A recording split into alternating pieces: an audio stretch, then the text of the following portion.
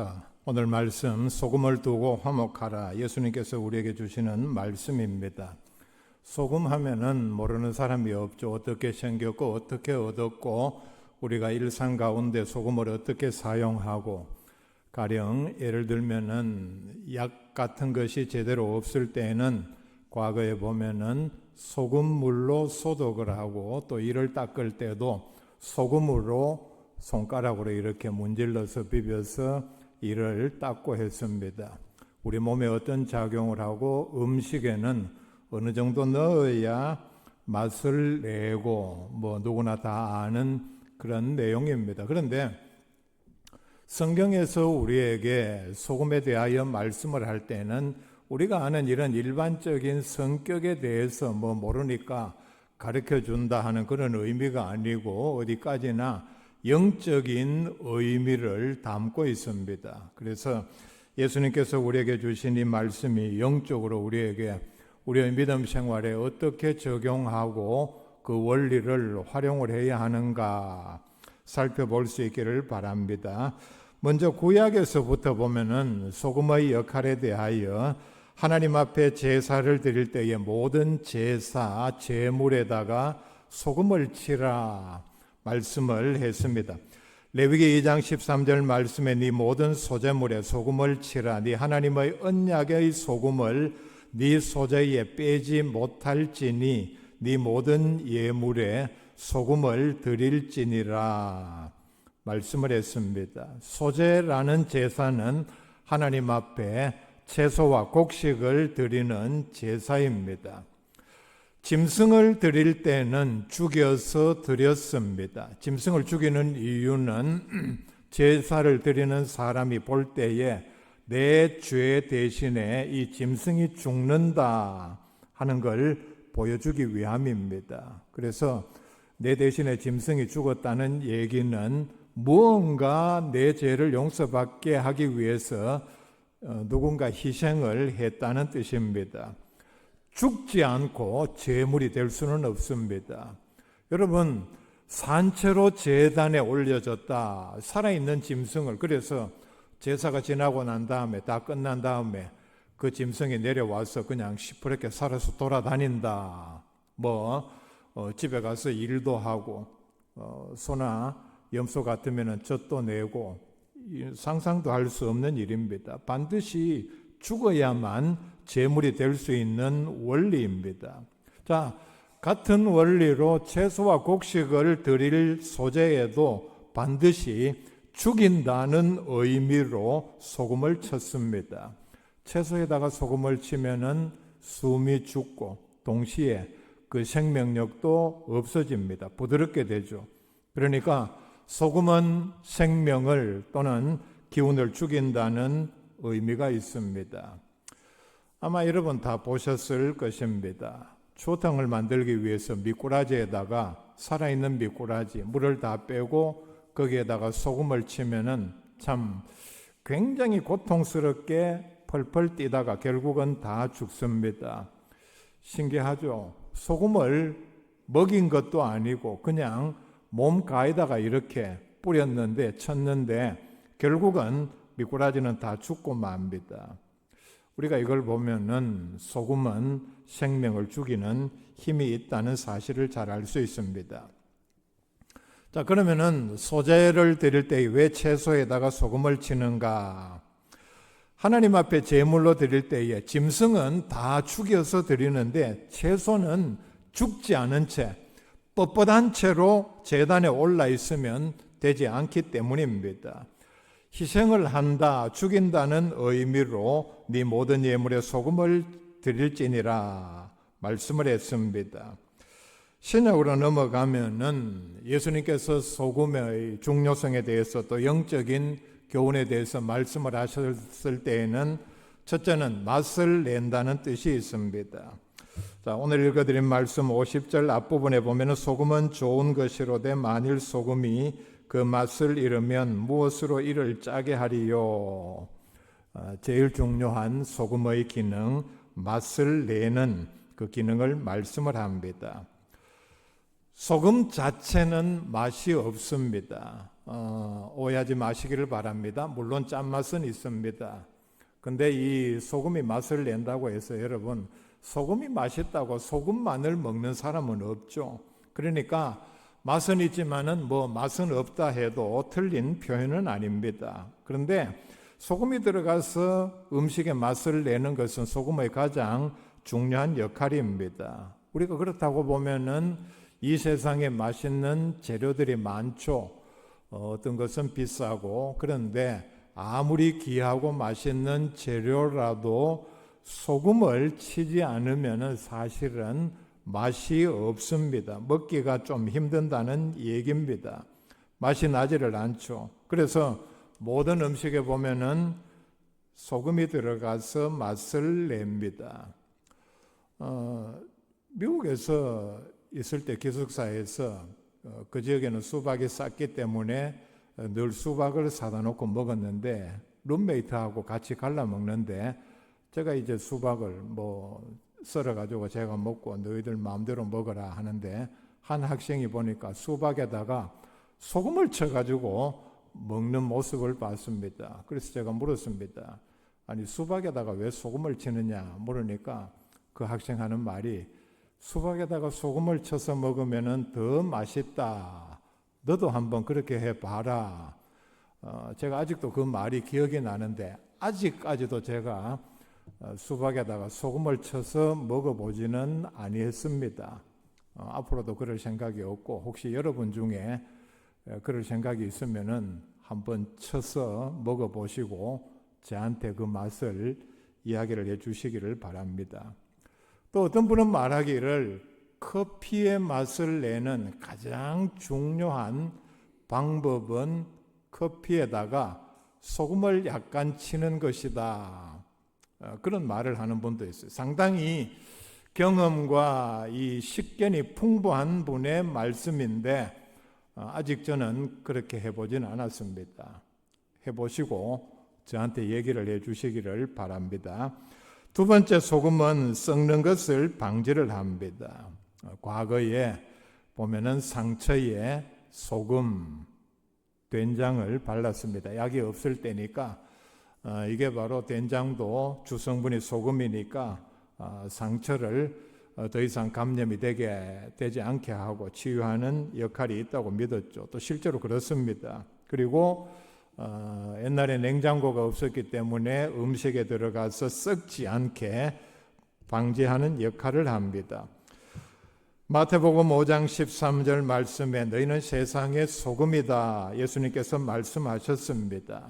영적인 의미를 가지고 있죠. 너희들이 믿음 생활 잘해서 부패한 세상으로 들어가서 역할을 잘해서 세상이 썩는 것을 방지하라. 우리에게 주신 사명입니다. 세 번째, 소금의 역할 가운데 중요한 것은 인간 생존에 사람뿐만 아니라 동물에게 매우 필요한 물질입니다. 소금은 사람 또 동물의 체액에 농도가 0.9%라고 하죠. 들어가서 존재하면서 우리 몸이 정상적으로 기능하는 것을 역할을 합니다. 우리 몸에 삼투압을 유지하게 하고 몸의 산과 알칼리의 균형을 유지하게 합니다. 야생에서 사는 짐승들도 반드시 소금을 먹어야 하는데 그들은 본능적으로 흙이나 돌 같은 것을 핥아서 미네랄과 소금을 보충한다고 알려져 있습니다. 자, 그렇다면은 육식동물은 어떻게 몸에 소금기를 유지하느냐? 초식동물을 잡아먹어서 그 몸 고기에 또는 피에 섞인 소금을 섭취를 해서 몸의 균형이라든지 기능을 정상적으로 유지하게 하는, 그러니까 본능적으로 이들은 짠 것을 찾아서 조금 먹고 섭취해서 몸의 기능을 유지하는 것으로 알려져 있습니다. 텔레비전에서 한번 보는 가운데 추운 지역에 사는 야생동물과 같은 술록을 사육할 때에 거의 풀어놓고 키우죠. 그리고 풀을 따라서 아니면은 많은 추위가 올 때는 또 상대적으로 따뜻한 지역으로 이동을 하면서 움직이는 모습을 보면 완전히 야생동물처럼 보이는데, 그들을 어떻게 목적대로 이끌고 아니면 우리에 가두고 하는가? 그 유일한 방법은 바로 소금통을 들고 그 술록들에게 가까이 가면 소금을 먹기 위해서 술록들이 사람을 따라오고 인도하는 대로 가는 모습을 봤습니다. 개 같은 동물은 예를 들어서 고기를 준다든지 빵을 주면은 이렇게 따라오죠. 저절로 따라올 때 내가 좋아서 오는가 보다. 빵 떨어지면은 뒤도 안 돌아보고 가버립니다. 그만큼 그 어떤 음식이 중요한데, 소금이 그걸 보니까 그런 역할을 하는 걸 느낄 수 있었습니다.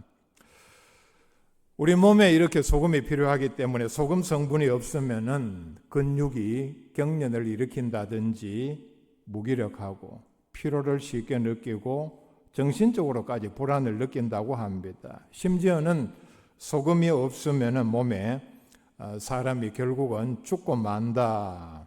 그래서 고대 중국에서 사람을 사형시키는 방법 가운데 하나가, 음식은 주되 간을 전혀 하지 않은 음식을 계속 주어서 장기간 고통 가운데, 질병 가운데 서서히 죽게 하는 그런 사형 방법도 있다.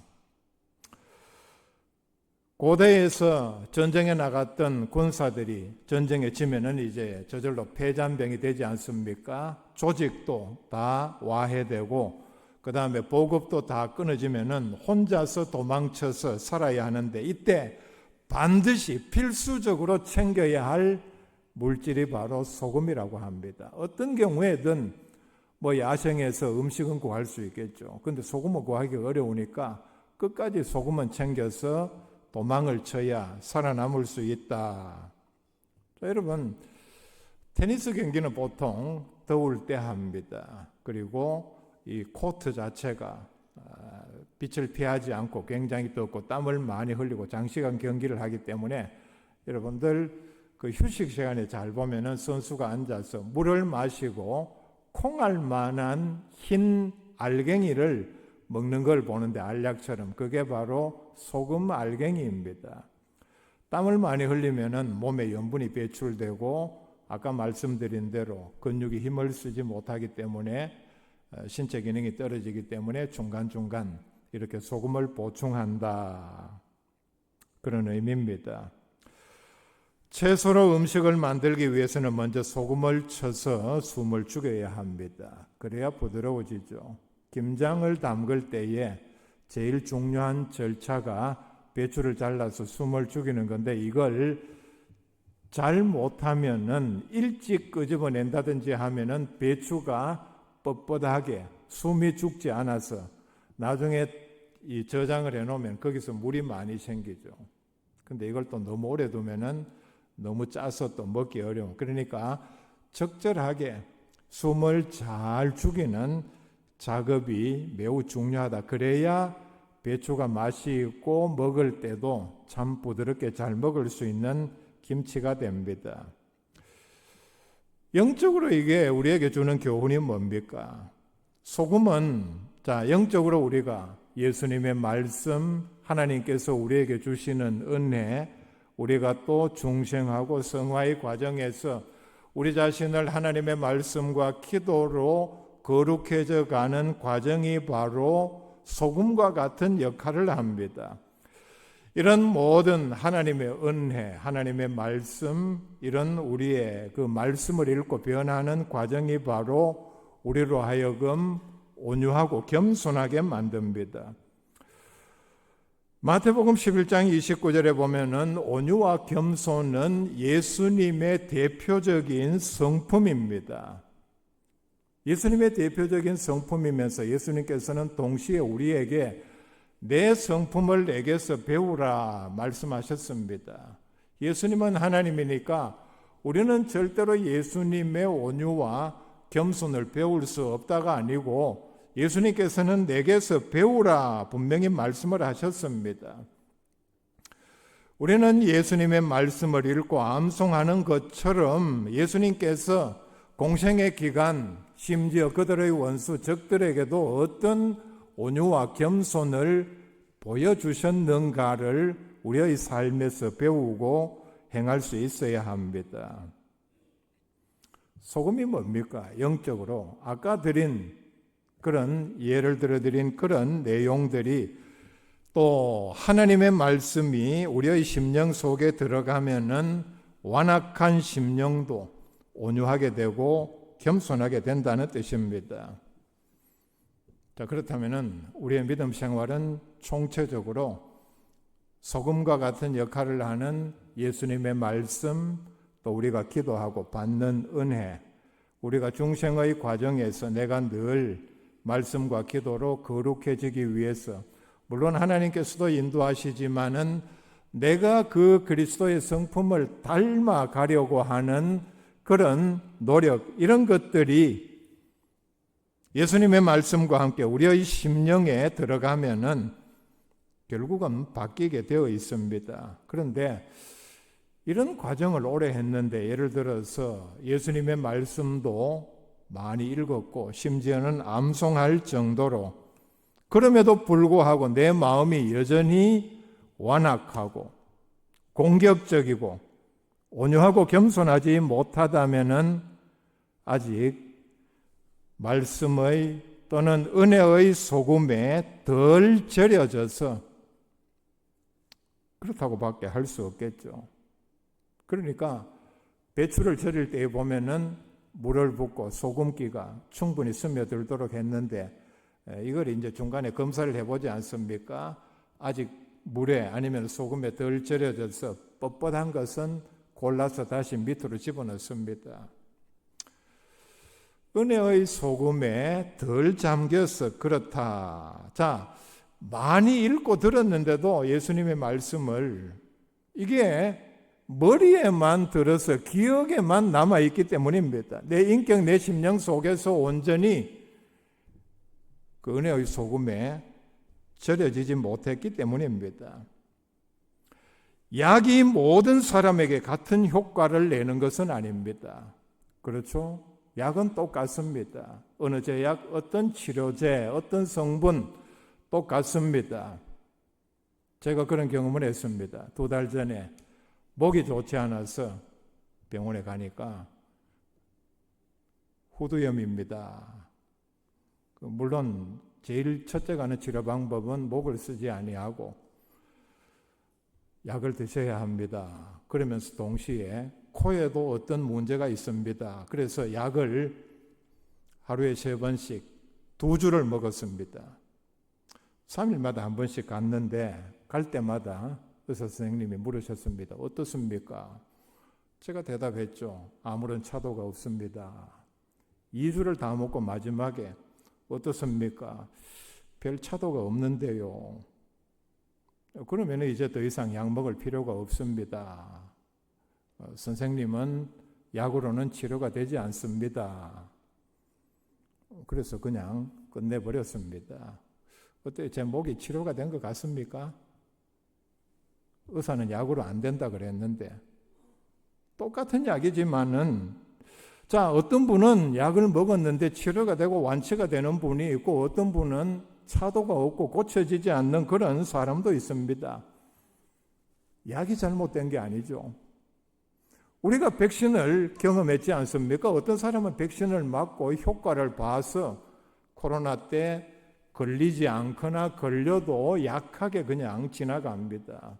근데 어떤 사람은 백신을 맞았는데 죽은 사람도 있지 않습니까? 그럼 그 백신은 잘못됐느냐? 약은 똑같습니다. 사람에 따라 효과가 다르다는 얘기입니다. 흔히 신약 구약을 가장 좋은 약이라, 물론 뒤에 그 약자는 한자로 다른 약입니다.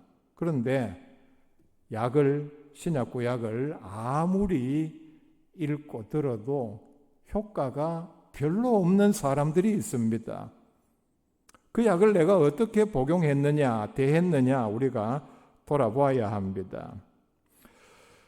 지금은 더 귀한 물질들이 많지만은 옛날에는 소금이 매우 귀한 물질이었습니다. 그래서 유대인들은 말하기를 이 세상에서 소금은 햇볕과 함께 없어서는 안 되는 물질이다. 소금이 없으면은 세상에서 살아남을 수 없다. 자, 아까 드린 말씀과 연결하면은 이 말씀을 이해할 수 있겠죠. 영어로 월급을 셀러리라고 합니다. 셀러리라는 말은 라틴어 살라리움, 소금을 나누어 준다라는 말에서 나온 말입니다. 과거 로마 제국에서는 공무원들에게 월급을 나누어 줄 때에 요즘처럼 돈으로 준 것이 아니라 소금을 달아서 직책에 따라서 나누어 준 것이 바로 월급이었다는 얘기입니다. 50절 말씀 뒷부분에 너희 속에 소금을 두고 서로 화목하라 하시니라 예수님께서 말씀을 했습니다. 너희 속에 소금을 두고, 영적인 교훈이죠. 소금을 쳐서 채소를 부드럽게 하듯 예수님의 말씀으로 하나님께서 우리에게 주시는 은혜로 우리의 심령을 온유하고 겸손하게 만들라. 자, 여러분, 우리의 신앙생활에서 힘써야 할 부분, 염두에 두어야 할 부분이 바로 이 부분입니다. 나는 계속해서 하나님의 말씀으로, 기도로, 하나님께서 내게 주시는 은혜로 내 성품이 온유하고 겸손하게 이렇게 변화하는 과정에 있는가? 전체적으로 보면은 구성원들이 온유하고 겸손해야 화목할 수 있습니다. 예수 믿는 사람들끼리 모였다고 하면서 그 구성원들이 거칠고 삭막하고 교만하고 탐욕이 가득한 사람들이 모인 곳에 화목이란 있을 수 없습니다. 화목하지 못한 것은 만약에 교회가 성도 간에 그렇다면은 모두가 다 예수님의 성품을 가지지 못하고 교만하고 탐욕 그리고 죄를 지으려는 본성이 그대로 시퍼렇게 살아있기 때문입니다. 예수님께서 원하시는 제자는 자기를 부인하고 자기 십자가를 지고 따르는 사람들입니다. 예수님께서 내게 배우고 그걸 실천하라. 내게서 온유와 겸손을 배우라. 또 다르게 표현한 말씀이 바로 이 말씀입니다. 자신의 교만과 고집을 죽이지 않고서는 절대로 자기를 부인할 수 없고 예수님을 따를 수 없고 온유하고 겸손한 사람이 될 수 없습니다. 예수님은 우리의 주 되시면서 죽기까지 자기를 낮추셨습니다. 이런 분을 주라 부르면서 따른다고 하면서 예수님의 제자라고 하면서 마음이 거칠고 교만하다. 있을 수 없는 얘기입니다. 예수님은 우리에게 화평의 주로 오셨습니다.